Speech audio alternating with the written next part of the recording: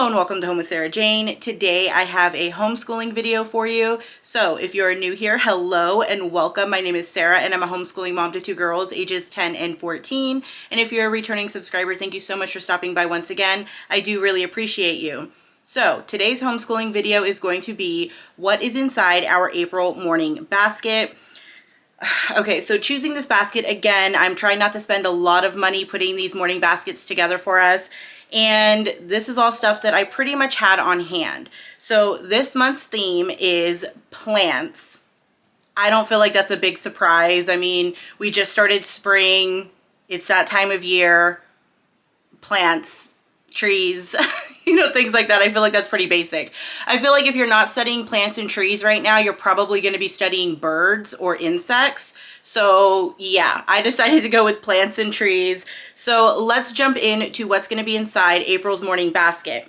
Now, if you are new here, just so you know, every single month I do pick a new book that has a movie to go with it as well. I call it Book and a Movie.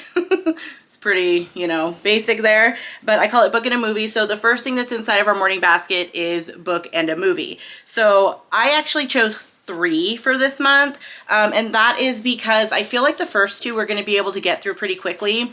And the first one I chose is The Call of the Wild. Now, I know this doesn't have to really do with anything when it comes to plants or trees, but our book and movies usually don't go with our theme of the basket. I mean, sometimes they do if I'm lucky, but this month it did not. But we're going to be reading The Call of the Wild. And now this one, Peter Pan. I have been trying to read Peter Pan for months. And we just haven't found the time to fit Peter Pan in. I do think I'm going to be able to get this one in this month, and I'm really looking forward to it because a lot of people tell me it's much different than what everybody is, what everybody knows about Peter Pan. So I am looking forward to reading this one. And then the last one, which I think is going to actually be pushing us into May, is The Hobbit. Okay, I read this book, I don't know, 20 years ago, if not more. So I really don't remember it. And because there's been movies and things like that, I don't remember what was from the movie and what was from the book. My kids have never seen the movie and they've never read this book. So I'm really looking forward to reading The Hobbit. I like Lord of the Rings, the movies and stuff like that. My kids do like those movies, but they've never watched the Hobbit movies. I don't even think I've seen the Hobbit movies now that I'm thinking about it. No, we've only ever watched Lord of the Rings. So looking forward to this one. Now, because Easter is in April, it's when I pull out our Easter books. So we will also be reading some Easter books in our morning basket. We will be reading Pete the Cat and the Easter Basket Bandit. That was hard for me to read. I had to pause. So this is actually new to us. I just picked this one up this year. I think it's new. I'm not sure, but I know my kids, like I say in probably almost every homeschooling video, I know my kids are older, but we love children's stories. We love picture books. So Pete the Cat is still in our morning baskets. I also have Pete the Cat. What is this one? Pete the Cat Big Easter Adventure. Now this is one we have read before. These are just cute. And Pete always has something nice to say. So oh, it's a poster. I was like, why is that page sideways? It's a poster in the middle of the book. Some stickers. Okay, am I even showing you the book, or is this just all stuff that comes with it? So there's like Easter cards in this book, stickers, a poster. I'm trying to get to the story. There we go. That took me a minute. Okay, I also have this book. It's called There Was an Old Lady Who Swallowed a Chick. I'm not the hugest fan of these books, but my kids like them, so that's why this one's here. I mean, there's nothing like wrong with them, but they're not my favorite. But my kids do like them. And now this one I actually do really, really enjoy. And this one is called Rechenka's Eggs. I love this story. It's a sweet story.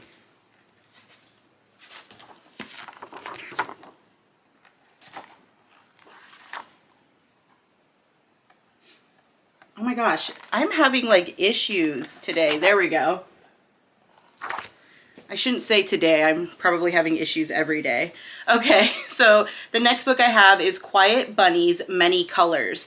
Now this isn't necessarily an Easter book, this one anyway. This is more like a spring book that has a bunny, but it is a really, really sweet and cute story, and I love the pictures in this one. Look at this. That's just inside the cover. I just think that these pictures are beautiful. So adorable.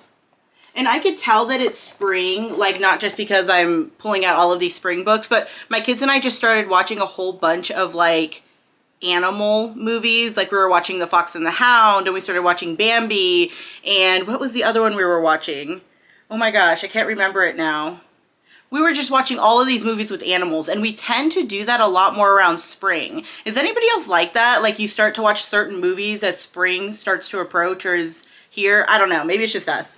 Now, the last book that I usually read around Easter is The Complete Tales of Beatrix Potter. I probably will not read this entire book. Again, this isn't really Easter, but this is a very like spring type of book with all the bunnies and animals and stuff. But we did an author study on Beatrix Potter a couple of years ago. And Beatrix Potter happens to be one of my youngest daughter's favorite authors and illustrators. Or, you know, from the Beatrix Potter stories, the pictures. Yeah, issues today, I can't speak. So we will read some of our favorite stories out of this book. Again, this book is so thick, I don't know if we'll make it through this whole book, but we do read Beatrix Potter around Easter every single year. Okay, so now for our theme of the basket, we're finally there. Like I was saying earlier, we are going to be studying plants and trees, all things like that. So I picked out a few picture books, if I could grab them all, here they are, to go with it. Not too many. We will be reading A Weed is a Flower, The Life of George Washington Carver. This always makes me think of peanut soup, peanut soup. My kids would watch the Who Was show, and there's a song on there, Peanut Soup, and every time I think of George Washington Carver, now I sing that song. But this is A Weed is a Flower, The Life of George Washington Carver. So I think I've read this book to them, I don't know, maybe like 5 years ago. It's been a while. So I decided to add that one. We will also be reading The Tiny Seed.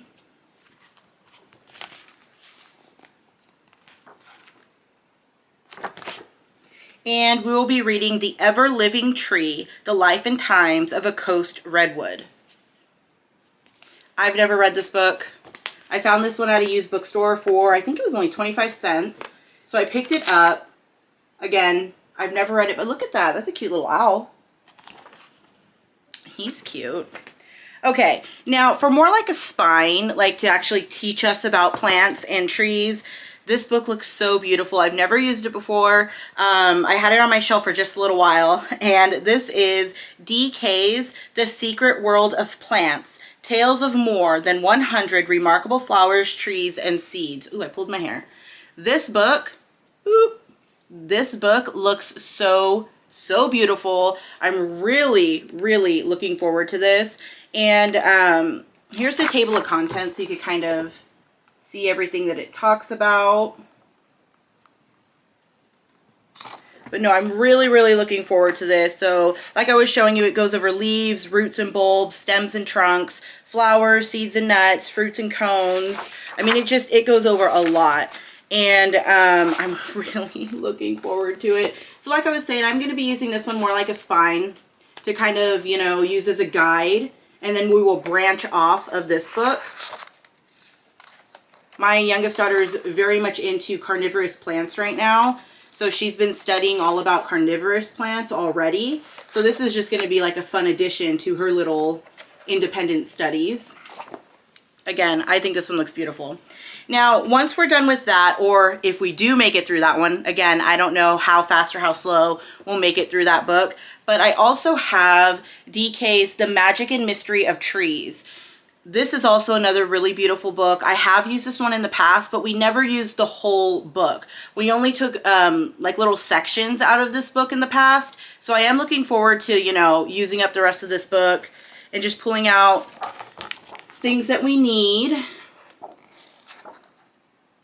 Again, see, it's a really beautiful book. Okay, And then because we are going to be studying like plants and trees and seeds and that kind of stuff, I do want to kind of like throw in a little bit of vegetable gardening. I do always have a garden going, whether it's, whatever season. It doesn't matter if it's winter. Like I was still just getting broccoli out of my garden. I wanted to throw in some gardening for my kids. So they're not exactly beginning gardeners, but I want them to have a better understanding about growing their own food. So I am going to go through this book and just pull out a few sections. And this is Vegetable Gardening for Beginners, a simple guide to growing vegetables at home. Again, we're probably not going to make it through this whole book, but I am going to pull out some, chunks out of this book. And I do think that this book will probably have quite a bit of information that I could even use in my garden. I am not an expert, and even though I've been gardening for years, I still have a lot of like failures in my garden every season. So I think that this book is going to be a lot of fun. And I do think that even I'm going to get some great information out of this. So I am looking forward to reading through this one. Again, I'm probably only going to choose, a few sections out of here or things that I really feel that we need to focus on. So now for some of the fun stuff, I am going to be adding in this Brain Busters card game. This is nature. It's not necessarily plants and trees, but I will probably go through this little game and pull out like the stuff on, plants and trees and flowers. And then I also have these little pre-made slides that I think I showed in a previous video not that long ago, but I have these did I say prepaid? No, what I mean is prepared. I don't know what I said. I hope I said prepared, but these are prepared slides. So one of these, like this green box, is all like vegetables, like plants and stuff. And then this one is all flowers. So we will use these under a microscope, and that'll be fun. I'm really excited for these games. Pick a flower memory game. Oh, I love these games so much. I'm so excited to finally use these. They're just beautiful. Let me just show you if I can do this without making a mess. So you have like, it says like the name of the flower on the card where it's an African marigold, and then you have to match it with the picture of the African marigold. I just think that these are so beautiful. I don't know. I have so many of these games. And we are a game family. We do enjoy using games in our homeschool. Now, another game we're going to be using is Tree Bingo. We have not really used this one before. I did buy this one a while ago, but we have so many of these bingo games that we still haven't played this one. So I'm really looking forward to using this one. Again, it is a very beautiful game. And my kids love bingo. Like, they love all bingos. We have like the cat, the dog, ocean animals. We have like all of the bingos. So now for our craft or activity. I usually like to throw in some kind of craft or activity for my kids in every morning basket. And there's no surprise here. We're going to be gardening. Now, I actually started these from seeds, and I just saved these like plastic flower plant holder thingies, whatever you want to call them. These little plastic containers from a couple of seasons ago when I was buying some of my plants at the store. And I saved these, and I decided I was going to try and grow my own vegetables from seeds. And these are cucumbers. I have, I think, butternut squash, acorn squash, spaghetti squash. I have all of these different plants downstairs in my dining room right now. And we are going to just plant my garden. So that's going to be the crafter activity for this morning basket. We are going to be gardening. I just brought up the cucumbers to show you. Yeah, so that's going to be a lot of fun.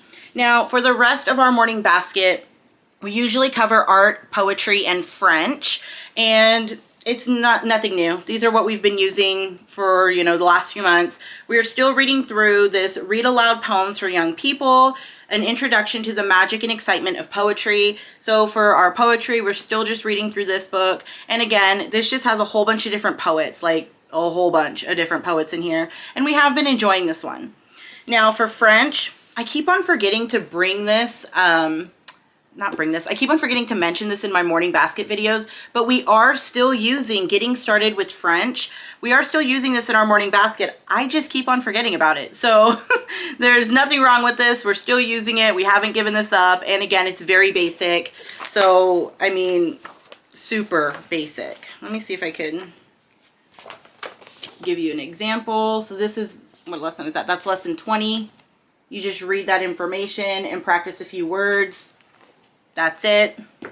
And then for art, we have went back, did I say that weird? We went back to the story of paintings, a history of art for children. So we are still working our way through this book. I think last morning basket, what were we doing? I already forgot our topic. Oh, we were doing Greek mythology last month. And so I actually had a Greek art book. So we used that instead of this. So now we're going back to this one to finish it up. I hope I said that right. So this is the story of paintings, a history of art for children. We're taking a very basic and easy approach to art this year because we really needed a break from like major lessons. I really felt like we were feeling bombarded with everything this year. So art has been very simple this year. All we do is we read a section about the painting and we discuss it. We discuss the artist. That's it. Fun, simple. So that is everything that's going to be inside April's morning basket. If you have any questions, please leave it in the comment section. I do want to say though, I am planning on making a trip to the used bookstore. So we'll see if I actually pick anything else up for this basket. If I do, I will put some images at the end of this video, but I don't know. I'm trying not to spend any money. Maybe I shouldn't even go to the used bookstore. We will see. It's just I haven't been in so long and I really, really want to go. Okay, that's not what this video is about. Let's end it here. So, if you have any questions, please leave it in the comment section. Thank you so much for stopping by. You have a great day. Bye.